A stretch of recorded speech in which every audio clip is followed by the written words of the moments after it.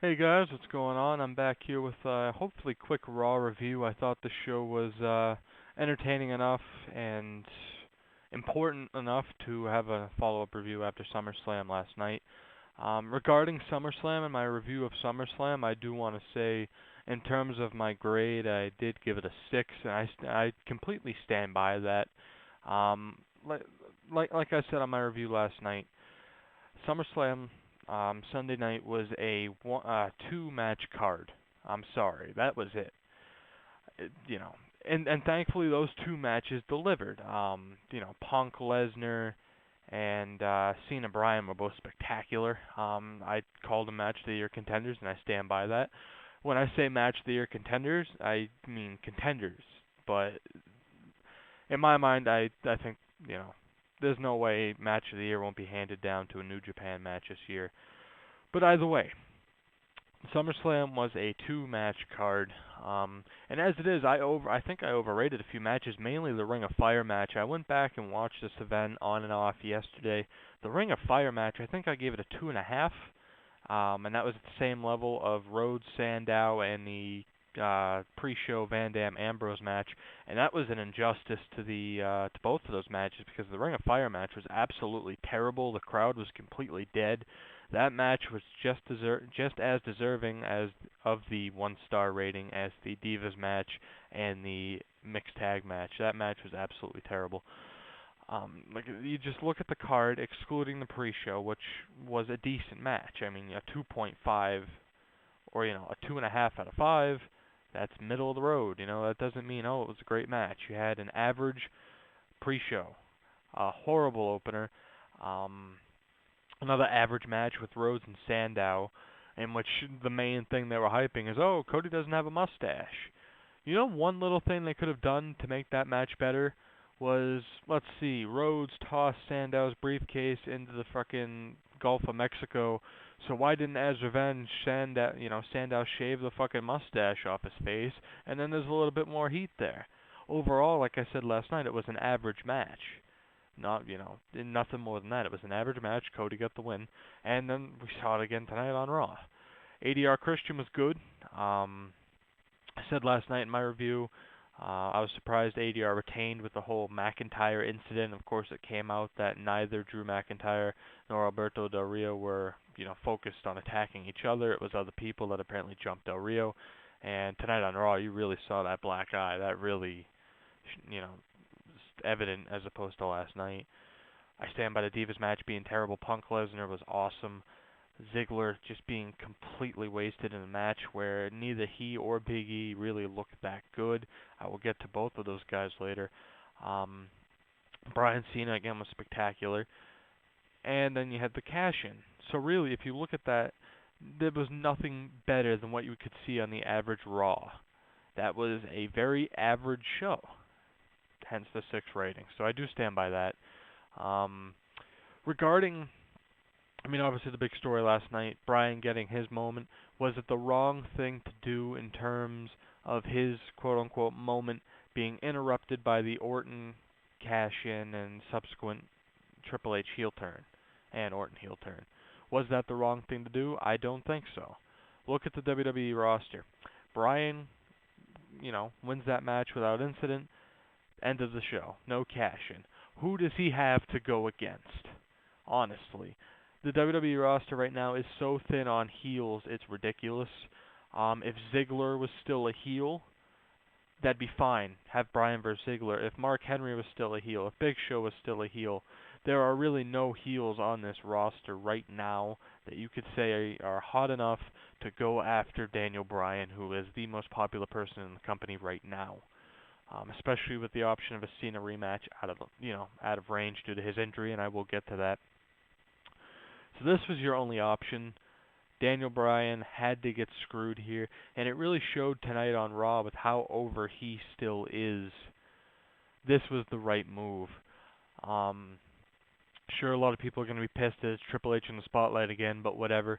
It finally turned Orton heel, and fans legitimately feel, and you could tell by the reaction tonight on Raw, you could tell by the reaction at SummerSlam, by everything on the internet, people were legitimately pissed that Daniel Bryan got fucked out of the title, and they honestly felt that. It felt real to a lot of those people, and that's exactly what WWE had to do, because there was no other heel. They created in one moment, which is what you're supposed to do with that briefcase, they created a fucking heel to go with. Because right now, Daniel Bryan's the number one babyface in that company. Cena's out of the picture for a while, and I will get to Cena again. It was the perfect move. In terms of Orton pairing with Triple H, I'll get to that towards the end of the review. But either way, it was the right move. There is more money in Bryan chasing, and just really, once he has the title, then what? Say he won, had a celebration tomorrow on Raw, Orton cashed in, would it have been as momentous? No, it wouldn't. It's just like, okay, yeah, he had his moment and then he got fucked. But he didn't get fucked on the grand stage. He actually had that moment. Orton and Triple H robbed him of that moment. Fans really feel that way. That's why it was perfect. There is more money in Bryan chasing. I think it's going to be much better for the product, and I think tonight on Raw proved that. But either way, 6 minutes in, let me finally get to my Raw review here. Let me open up with Cena. Personally, I think, it's never good to see somebody get injured, but if there was ever a moment, much like Sheamus a few weeks ago, if there was ever a moment where it was just the perfect timing for someone to get hurt, it was the perfect time for Cena to get hurt. Obviously, I hope, he recovers just fine, but I really hope, considering Bryan is so over right now, and if you notice through the show, a lot of people are over, and I will make mention of that as I go through this. Cena really just needs to take this time off, sit out for as long as possible. I think it's not going to happen, but I think the ideal thing would be for him to come back after Mania, the night after Mania, and get a big pop, or maybe really get jeered. But for him to sit out that long, I think he'll be back by the Rumble. I don't think there's any way they'll force him back for Mania and then have him stay out after that if necessary. They won't have him miss Mania. They're too afraid of that. But yeah, either way, I just hope he stays out as long as possible and just really heals up everything. This guy, love him or hate him, I mean, look at it realistically, how much he's busted his ass. He deserves the rest. Either way, he's interrupted eventually by Daniel Bryan, who comes out, Bryan, is introduced out by Cena, and they're quickly interrupted by Stephanie. And really, this was just all about Stephanie siding with Triple H and Vince, and basically saying, "Oh, you're not an A, but you're a B plus, a solid B plus," and further establishing that she's siding with Hunter and everything, and really looking like a bitch here, which was perfect. And of course, Bryan is, just so over. It's unbelievable. A lot of people thought, as opposed to what his momentum was a month or so ago, a month and a half, 2 months ago. A lot of people thought that was dying down, but he is truly the number one babyface right now. It's incredible how over he's remained. And yeah, he eventually gets kicked out of the building to start the show. First match of the night was Damian Sandow, Cody Rhodes. As I said last night, I didn't pay for this pay-per-view, but if I did, I think it's just become a habit, It's you get a match on pay-per-view, and then the next night there's just a fucking rematch. Rhodes, it was solid for what it was. Cody gets a win with a roll-up, so, it was alright. We got a quick backstage segment where Brad Maddox makes a 3-on-1 handicap match, Dolph Ziggler against The Shield. The Shield would be all over this show, just almost top to bottom.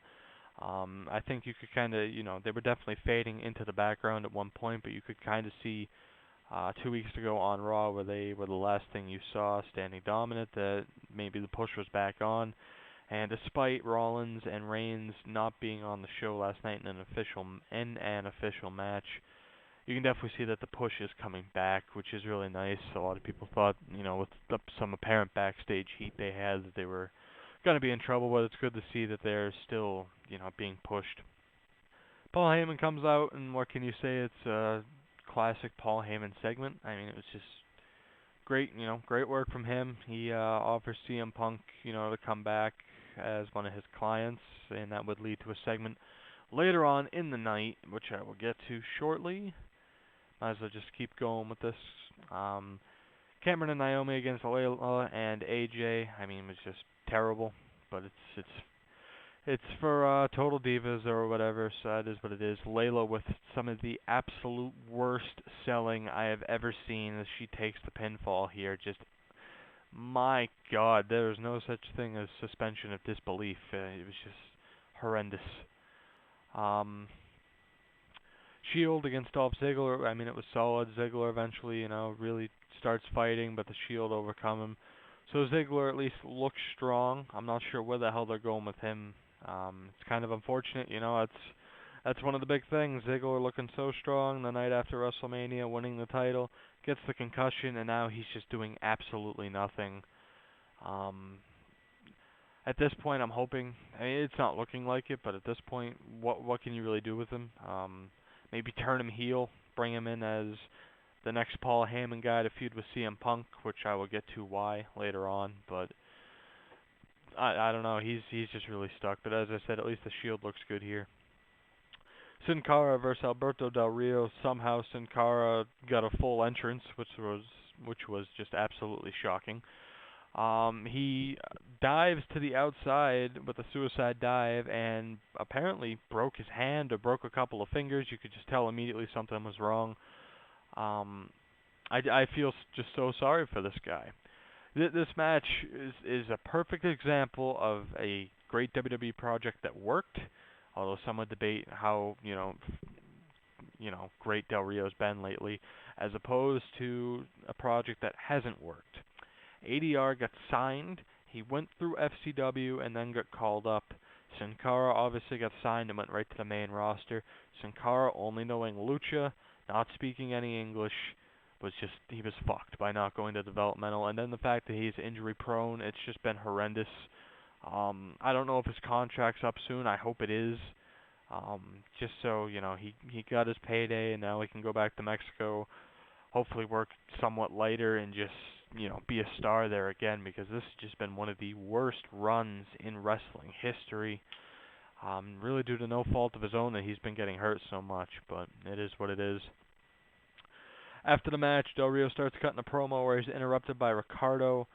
A lot of people thought last night that, Ricardo would cost him the match against Christian, which I guess he should have. So there were a lot of people thinking that Ricardo was screwed. But either way, he ends up introducing, I guess, his new the guy he's representing now, which is Rob Van Dam. How much sense this pairing makes, I'm not sure. A lot of people thought maybe, here comes Rey Mysterio, which I think would have been nice, although we've gotten this feud quite a bit, and it's looking like Mysterio might not wrestle again, which wouldn't necessarily be a bad thing considering his injury troubles. But either way, we get Van Dam in the title picture, so people can finally stop bitching about him being misused. Should he have been in the world title match at SummerSlam last night, and should he have won the belt there with help from Rodriguez? Most likely. That's probably what should have been done, but it wasn't. We're getting it now. It is what it is. The Real Americans against Darren Young, Titus O'Neil. You get another great promo from Zeb. And when I mentioned earlier how over some people still are, the Real Americans are one of them.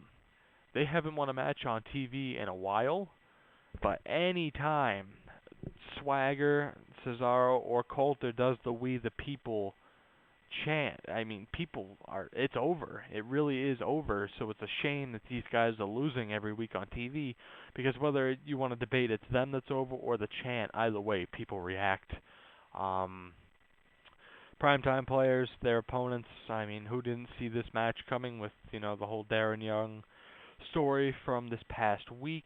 Obviously they get the win. Darren Young gets, the pinfall. He looked very good in this match, actually. But again, how long is this going to last? It's no secret, and I think it's kind of a shame that it took a planned news story, which I'm sorry. It was planned. Whether he went to WWE and said, hey, I want to come out with this, and they said, oh, let's go to TMZ. It's not just coincidence that he happened to be at an airport. The TMZ reporter just happened to ask him, what do you think about gays in wrestling? That's not just some random question he gets. It was planned. It's a nice publicity stunt. He becomes a hero in the gay community, and I praise him for that. It's his courage is tremendous. But I think it's a real shame that he and Titus get on TV finally and win a goddamn match just because of this. These guys are still over. They're talented. Darren Young showed just tremendous ability in this match. Swagger Cesaro still look good. This is a great 4-minute tag match. Both of these teams should be regularly featured and winning, in my opinion. But enough of that rant. We get a backstage segment. Big Show basically confirms he's teaming with Mark Henry.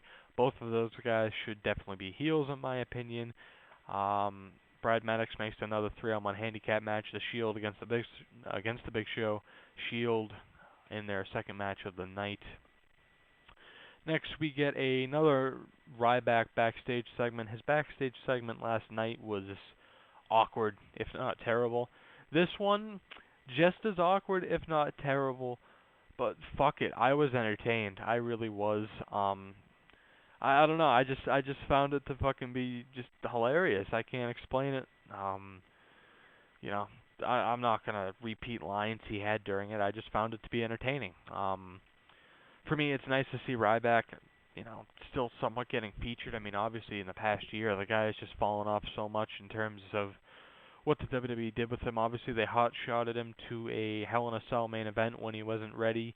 He had to lose, and from there, he's just been falling at a rapid pace, and it's a shame because he certainly was over. What they do with him from here, I'm not sure.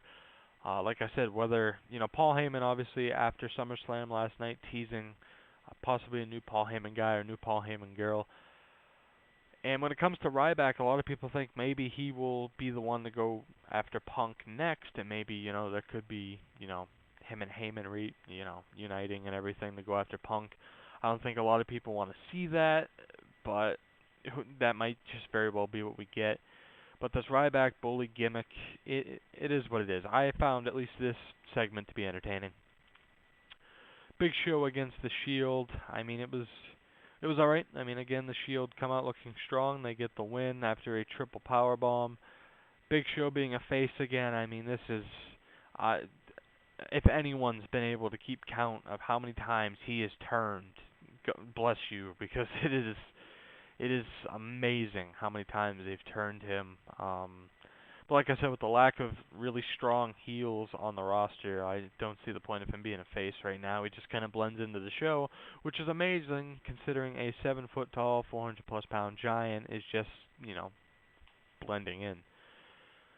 We get the follow-up angle with Punk coming out, and God, this was awesome. Whether this guy was a plant or a legitimate fan in the audience, I don't care. This was awesome.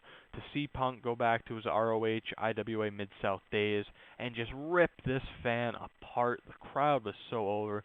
And like I said last night, anyone who thought Punk was going to be hurt by losing to Lesnar, obviously were wrong, and this proved it. Punk is just as over, before the loss as he is now. And I mean, it's just...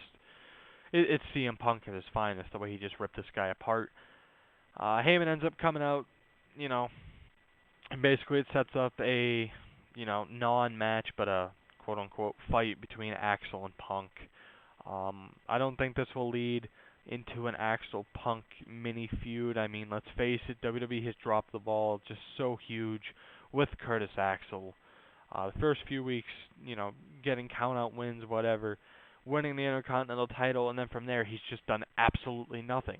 Being paired with Paul Heyman has done absolutely nothing for him. It was so promising. Sure, he's not the strongest on the mic, but his in-ring work is solid, and he is just, I don't know if he's been carried down by what is basically a fucking anchor to the abyss, known as the Intercontinental title at this point. It's a tragedy, but either way, he gets some offense in on Punk. It was a good street fight kind of vibe, but in the end, obviously Punk overtakes him here and just pretty much beats the shit out of him. I think this would have been a good point for either Lesnar to attack or a new client for Heyman to attack Punk and really set up Punk's next feud. So what they're going to do from here, I don't know. I at least found this whole segment to be entertaining. Anything with Punk and Heyman has just been absolute gold lately. But again, it sucks to see Curtis Axel just get destroyed. R-Truth versus Bray Wyatt. Coming off, like I said, the horrendous and, as I admit to doing last night, overrated Ring of Fire match. I mean, it was decent. Again, he looked strong, but there's just something missing. The crowd reaction just isn't quite there.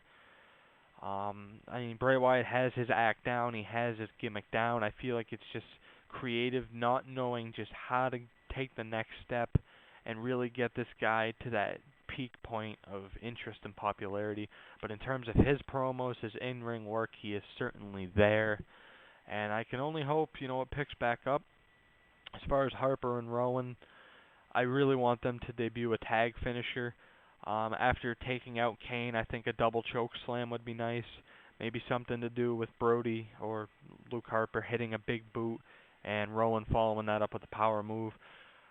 But after you saw the Shield get so over with the use of the triple power bomb, I really feel like it would pay huge dividends for them to debut a tag finisher. Every great tag team had one. You have the 3D, you have the... Holy shit, oh my god. I forgot the Road Warriors tag finisher. Good lord. Doomsday Device. Jesus Christ, excuse me for that. Point being, every tag team has a great finisher. Bray Wyatt, he's kind of plateauing a bit. They need to do something with him, just a little bit more. We get a vignette. Oh no, just no, oh, God. Primo and Epico being repackaged. A very talented tag team that never got to do much, even as tag team champions. Obviously, their gimmick was stale, but they were putting on good matches. Los Matadores, a Matador gimmick for Primo and Epico. Straight out of 1995. Just moving on. Heath Slater, Jinder Mahal against the Usos. I mean, it was a decent tag match. The Usos pick up the win. Obviously, with Total Divas, they're both being pushed. So, I don't know. 3MB continues to just be 3MB. I mean, it really is a shame, but you gotta have jobbers somehow, right? The Miz versus Wade Barrett. Well, nothing match. Barrett controlled most of it. The Miz last night on SummerSlam was just absolutely horrendous. That's one thing I didn't really touch up on, but I'll keep it short since this is going so long. If anyone's reached to this point, just thank you, because it's a miracle. But listening to podcasts throughout tonight about SummerSlam at work, it's just really put a lot on my mind. But yeah, The Miz was terrible. The match is interrupted as Fandango comes out and guillotine leg drops The Miz. I hope they give a new finisher to Fandango, although I don't see him being... I've heard the point brought up, like, oh, he shouldn't be doing that move because what's going to happen 15 years from now? I mean, look at The Undertaker or Hogan. I don't think he's going to be around long enough to have those hip injuries and leg issues like those two. But, I don't know. Barrett, Miz, Fandango, three guys who are just completely lost in the shuffle.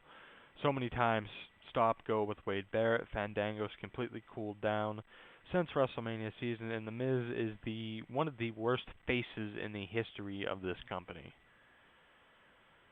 And to finish it off, we had the Randy Orton coronation. Now, I'll just say this. From a storyline standpoint, does it make much sense to have this guy who put the McMahons through hell back in 2009, attack Stephanie McMahon and all that? Does it make storyline sense to have Orton go with them? No, it doesn't. But at least they made mention to the fact during the broadcast that yes, these two sides haven't always gotten along. I don't think they made mention of Evolution, but that is what it is. And I thought, Stephanie McMahon hugging Randy Orton was really telling that they don't give a fuck about what 2009 was, and most of the current viewing audience probably doesn't even remember that. So, you gotta remember, not everyone's an internet fan, not everyone's a diehard fan, so I think it's fine. And in terms of, like I said, Orton being the heel champion, it needed to happen. Triple H did most of the talking. Actually, Stephanie and Vince didn't say anything, which I thought was great. Really showed Vince basically said, oh, Triple H, you saw the light, thank you. I thought it was great that Triple H did all the talking rather than Vince. It shows that Vince is being faded out and Triple H is going to be the main heel character, at least until apparently Vince decides I've had enough of this and Triple H trying to be too commanding and let's have a match at WrestleMania and all that shit. But I thought it was at least nice to, I mean, Triple H, say what you want about how he got there and all the politics, but he's always been solid on the mic, he's always been solid in the ring, and he did a really nice job here of drawing a lot of heat and just being really condescending. I thought it was great. Introduces Randy Orton, who comes out, shakes hands, hugs Stephanie. Um, I thought it was, he cut a short promo basically saying people wouldn't see it coming, which is laughable. But it's it was fine. He cut a pretty short promo. He hasn't always been the strongest on the mic, but he is a great heel. He's finally heel again. I thought it was fine. Triple H, continues to basically shit on Daniel Bryan before telling him to come out. Bryan finally comes out. I should mention the Shield was guarding the ringside area, so this was the third time we've seen them tonight. Eventually they all they brawl with Daniel Bryan. Bryan gets the best of it until he gets speared by Roman Reigns before he's, set up for the triple power bomb. Triple H says, no, don't. Bryan struggles to get in the ring. He finally does and just gets RKO'd. So I thought this was a great setup. You've really established it that Randy Orton and Triple H are just pretty much this, it's Randy Orton, the vindictive heel, the guy who sold out. Triple H, the quote-unquote lovable face, the legend, quote-unquote, who's turned, and they've set their targets on Daniel Bryan, who's not the ideal guy to be the face of the company. And like I said, there's money in the chase of Daniel Bryan finally getting the title and getting that moment, which I think will come at the Royal Rumble or Survivor Series, and then he'll drop the title at Mania. But again, after 27 and a half minutes, I think, at this point, something like that, I will wrap this up. All in all, I thought an above-average Raw. The main, much like SummerSlam, the main points hit. There was some filler that was not so good, but the main parts of the show, the parts of the show people wanted to see, absolutely delivered. It showed just how over some people are right now, including some people that weren't really put in a good spot tonight, but showed that they should have been. So again, thank you guys for listening. Like I said, if one person has even made it this far, I thank you. And that'll do it for now. I don't know when my next review will be. Might be Raw next week or maybe the next pay-per-view. We'll see. But again, I thank you, and I will see you next time.